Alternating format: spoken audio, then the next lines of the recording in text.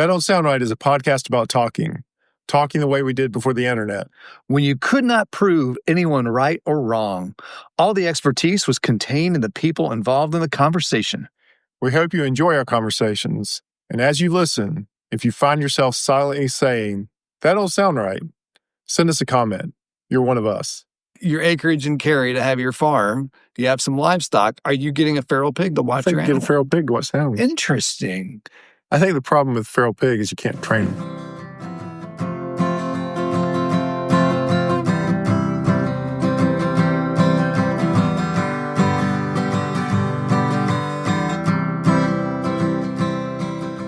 Welcome back to another episode of That Don't Sound Right, podcast about talking. We're your co-hosts. I'm Peter Billman. I'm Cecil Davis. And we're just trying to have a conversation like we did before the internet. No Googling, no fact-checking. We're just trying to have a conversation with things that we know and the things that other people know and they have told us. We have to decide if we believe them or not, and we generally do. Yeah, I mean, people write in and give it and tell us about things that happen. We got really a lot of information back on the Emu episode. We did 2 episodes back. It's rare that we do a follow-up episode so close. Usually we save it for a mailbag or something, but we had overwhelming response to the Emu episode. And it's probably because the Liberty Mutual commercial, again, it's doing its thing. The day after that one posted, the secret text line lit up. The staff went to work. Yeah, they did. And we got a lot of good information about it. In fact, it was blowing up while we were at church. And Giorgio usually saves his listening till Monday, but all the spoilers were going out on the staff chat, and so he had to go ahead and listen to it. And his wife she even knew what we were talking about. She had heard of guard emus before. Yeah, right. Yep. So the topic was about guard emus, where people use a bird, they call it an emu, which we have established is a bird. Right. Now, our first question that we got back was that we asked each other was, can an emu fly? Right. So Chris down in Alabama wrote in very quickly and said, did he? He did. And he said emus are flightless. They're flightless. So we were correct to assume that. Okay. Emus are flightless. But I got several other very interesting pieces back. So the International Brand Ambassador very quickly sent me a podcast, which I have listened to about half of. Because it's 2 hours long. It's longer than our podcast. By 4 times. Oh, no. This is another one. Oh, okay. So he sent me 2 podcasts. I do want to, for the record, say that I got that right in terms of this other podcast is 4 times longer than ours. Oh, you got the math right on 4 times. I got the math right. You just didn't use it for exaggeration. So Peter's referring back to a previous episode where we got some mail about being able to estimate like 2 times, 4 times, 5 times. Faster or slower. But really, you never say something is 3 times slower. But you're right. He did send me that podcast, but he sent me another one too. So he sent me 2 podcasts. The first one was the 4 times long one. I'll address that one first. Okay. They were I have not listened to that one at all, but I've seen their shtick before, and they talk about animal fights, and they had matched up a lion against an emu. And I think my money's really on the emu at that point. But ultimately, my money is always on the wild boar. The feral pig. The feral pig always wins. Feral pig beats emu every time.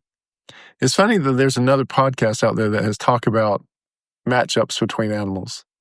It's not just us. Right. So that harkens back to our episode 122, Rock, Paper, Python. That was one of my favorite episodes. It is. Well, just because I think you have a secret crush on the feral pig. I do. So we bring in feral pig versus emu. I think you'd have some serious pushback on this one. Yeah, no, feral pig wins. Feral pig on North America is at the top of the food chain. I think you have some. I think we're going to have some serious pushback on this one on the super secret text hotline. The other podcast that Brent sent, that this is the one I've listened to half of. It is a podcast about the Great Emu War of 1932. Okay, so I've got a lot of questions. I've got answers to about a quarter of your questions. Go ahead and start explaining what the Great Emu War of 1932. Let's start out. Where in history is this? Okay, we're going to have to use some historical math. So World War I was when? Without Googling it. The 30s? 1930s? No, it was before that. 1910? Yeah, 20s? 1910s. Okay. Yeah. After World War I, Yeah. Australia was trying to settle parts of the outback. Okay. And one of the ways they did that is they would give returning veterans a big parcel of land out there to farm. Was Australia still a penal colony? I don't think they were penal colony because they evidently sent people to fight in World War WW1. All right. Okay. Again, I'd only listened about a quarter of this podcast, so this could all be wrong. They were trying to settle parts of Australia. They would give returning veterans a parcel of land, and so they began to raise wheat. The problem with that is the emus would come and just destroy the fields of wheat. These are the wild emus. The wild emus. Not the domesticated guard emus and insurance salesmen that we have in America. So in Australia, we have emus and ostriches roaming around. Is this true? Yes, sir. Are ostriches in Australia? I thought they were. Maybe I'm thinking of the kangaroo, but I don't know. I don't know where ostriches are native to. I wonder if emus and ostriches live in peace and harmony. I don't know. But anyway, so the emus did not live in peace and harmony with the wheat farmers. With the wheat farmers, because they would come and stomp it. So the wheat farmers requested from the government machine guns to kill the emus. And this is the part where I'm at right now in the podcast. But evidently, it didn't work. The emus won the Great War, the Great Emu War of 1932. Did they fight back? They just were, I guess, unable to eliminate them. Really? Yeah. Really?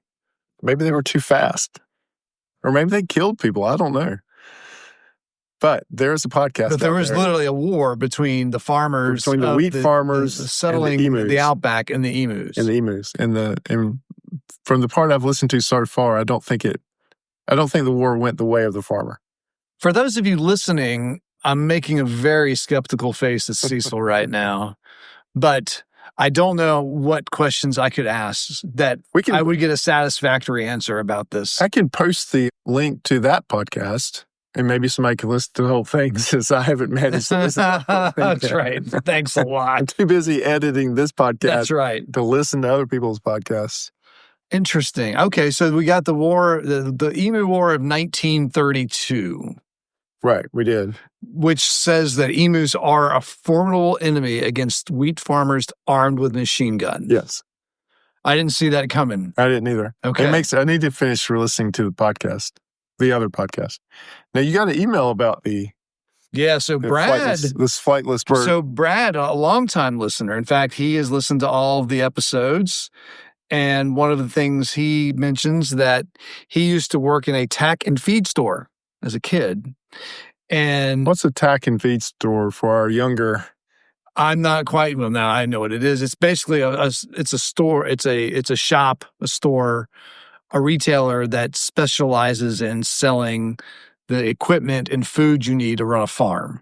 Yes. And also with horses, having livestock and horses.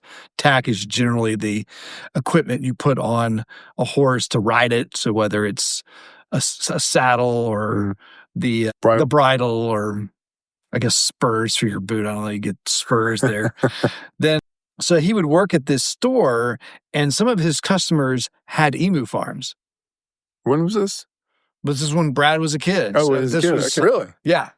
So there were emu farms, and he grew up, if I'm not mistaken, in Walburg, North Carolina. So this isn't that long ago. No, it's not long ago at all. Well, I mean, some of our listeners, it's before they were born, but probably about 40 to 45 years ago, he was working at a tack and feed store. And he had some of his customers were emu farmers. And the thing that he said, and this don't sound right, the funniest thing about an emu farm is that their containment area cannot have corners. When building the fence, corners have to be rounded so the emu does not get trapped in the corner. Their eyes are on the sides of their head, and they cannot see directly in front of them. That don't sound right. Doesn't it? Is that true? This is the thing. I told listener number one this. I said, this is fascinating. This could be another whole episode. He goes, well, there is an emu farm out here in Pufftown. or an old emu farm. So he drove out there and did some reconnaissance for us. What did he find? He took a picture of the fence, the containment area. There were no corners. That's fascinating. Isn't that crazy? So if in the Great War of 1932, if they had just put right angles, yeah, that's right, on their fences, it would have trapped all their emu. Right. They could have made a fence, just a couple corrals that had corners. The emus would have ran in and stopped, and you could shot them with a machine gun, and then you mow them down or eat them. That's very interesting. Isn't that crazy? Thank you, Brad, and thank you, Scott. Yeah, that's really good background work for us on that one. So the other piece that got sent in about emus, which this took a tragic turn, is a bird that looks a little bit like an emu, not an ostrich, but a cassowary. Cassowary. Are you familiar with this? I am not. I've never heard. Well, yeah, I've never heard of a cassowary. I have never heard of a cassowary either. I had to look it up. You have to look something. You gotta look this up because I want to see a picture. Yeah, and the cassowary looks like it looks like something that would be in Jurassic Park. Oh, kind of like the dinosaur. So what were those? The raptors? Well, no, I'm thinking of the ones that kind of look like birds. Yeah. And they're on their head, it flares out and kind of shakes, and they spit venom on their What were those called? Oh, I have no idea. I can't remember what they call. Yes. Very colorful, very prehistoric looking. And it has a very evidently deadly talon on the back of its foot. And so I got just like a velociraptor. Velociraptor. That's what I was trying to think about. Velociraptor had that particular talon. Yeah. So this bird, which exists on Earth right now with us, this guy in Florida had one on his farm that killed him. How big is this bird? It looks like about the size of an emu. So, okay, all right. Except it looks much more prehistoric because it has kind of a bony prominence on its head, and it has this talon on its foot. Oh, how weird. And very colorfully.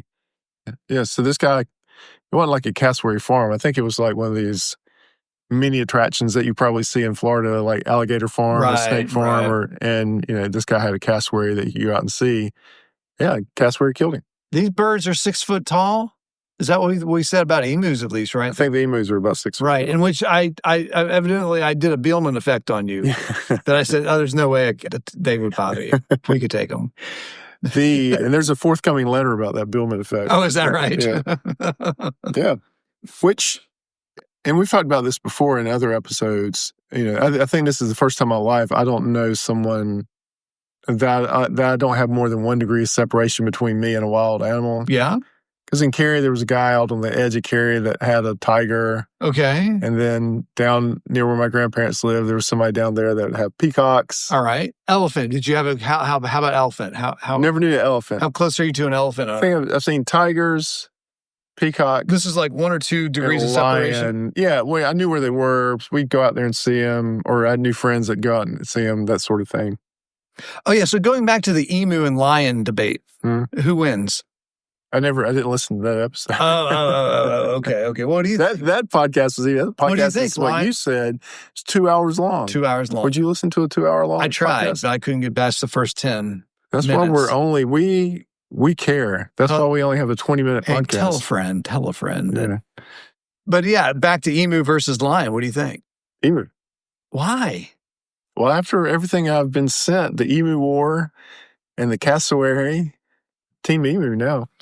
Yeah, I'm wondering. Except in one situation, and that's feral pig. Feral pig. So would you have a feral pig as one of your watch animals? I hadn't thought about that. I mean, why would you pick anything else to watch your flock? If I had a warehouse, I would have it guarded with feral pigs. I don't think. What a stinking warehouse I hadn't thought about that, Peter. That's a very good point that I had not thought about. Like, so if you're if you get yourself, you're nice, like you've always wanted to be a farmer. Me? in Cary. So when you get your acreage in Cary to have your farm, you have some livestock. Are you getting a feral pig to watch your animal? Get a feral pig to watch the animals. Interesting. I think the problem with feral pig is you can't train them. Evidently, you can train an emu. Oh, you think? Don't you think? If they're guarding things. Well, this was the discussion last time. Is how do you train an emu, or is it just naturally aggressive against the things it doesn't recognize? I don't know. Like this cassowary thing. Oh, and Chris also wrote in, speaking of training, is guard donkeys. We talked a little bit about this. I've heard. I have heard of farmers always have a donkey in with their livestock because they will stomp and. So this donkey in question stomped a coyote to death. I believe that. I've heard of that. So now you have to question the next logical question, at least for this podcast, is donkey versus feral pig. How are you saying that? Donkey. Donkey? Yeah. Donkey. You know why I say it that way? Why? Because of the movie Shrek. It just dawned on me. That's why you're saying that. Donkey. Yeah, donkey versus emu. Oh, donkey versus emu. Yeah. Who do you go with? I think go with the donkey. I think you go with the donkey. Yeah, I think you do that. Now, donkey, feral pig.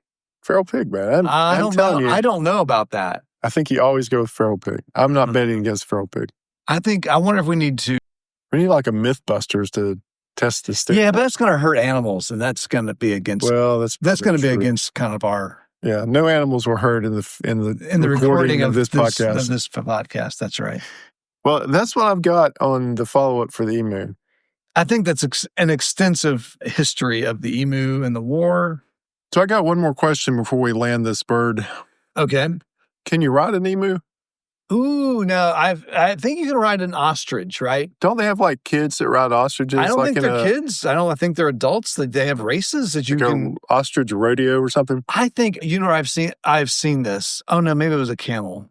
I feel like I've seen this on Amazing Race. You ever watch that TV show? I feel like I've seen somebody ride a flamingo, right? Not a flamingo, an ostrich. Ostrich. Oh yeah, I think I've seen not flamingo. I think I've seen someone ride. I don't think they had a contestant do it because it's a little dicey. Because I imagine if you fell off, they would stomp you to death. Yes. But I think I've seen them do it. Now, the question you're asking, can you ride an emu? Right. If you ride an ostrich, you can ride an emu, right? I think it just depends on how heavy the animal is. I feel like I've seen somebody ride an ostrich. I don't know why I feel like I've seen that. I feel like I've seen that too.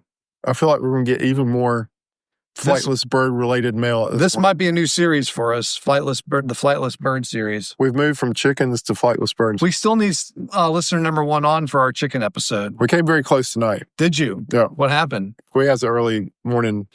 Yeah. Okay. All right. Well, it don't sound right. Nothing about this is sounding right. This is another episode of That Don't Sound Right. But you've come to the end of this emu follow-up.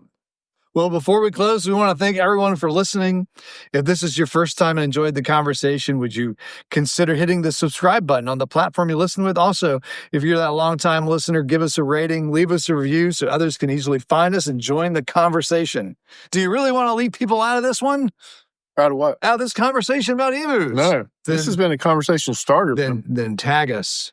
All right, That Don't Sound Right is a production of TDSR Podcast in conjunction with Camel City Studios. I am your co-host and sound engineer, Cecil. Peter is your other host and your web designer. Camille is your barista. Emily does your graphic design. Ella does your Instagram. Giorgio tests our merchandise. Brent is our international brand ambassador. And as always, listener number 1 is Scott. So until next week, keep talking. And stay curious.